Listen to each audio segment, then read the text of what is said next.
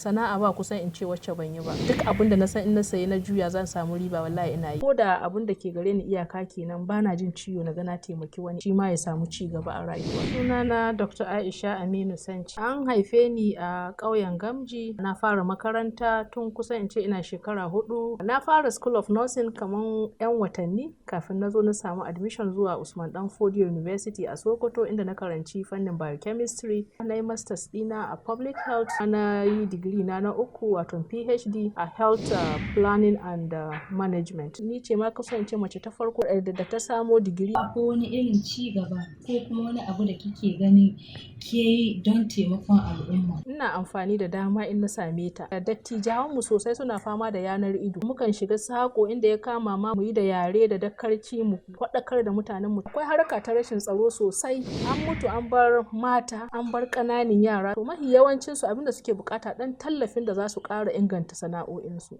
To me kallo zai so ya san nasarorin da aka samu a rayuwa? Samun cika buri wanda mahaifina yake da shi na ganin cewa na yi karatu. Banda irin abubuwan da kai ta fuskanta. Akwai wani ana kiran shi bedi maskara. Shi yake bani aron wuri 2,000, 3,000 sai in bashi sai ya ɗiban mini wuri wanda zan iya sa gyaɗa. Shekara 4 da na yi university ko zuwa 5 gyaɗan nan da nake shukawa a wannan ƙasa ita ce nake samu in saida in tafi in biya kuɗin registration. Wane tasiri waɗannan nasarorin suka yi zuwa ga al'umma?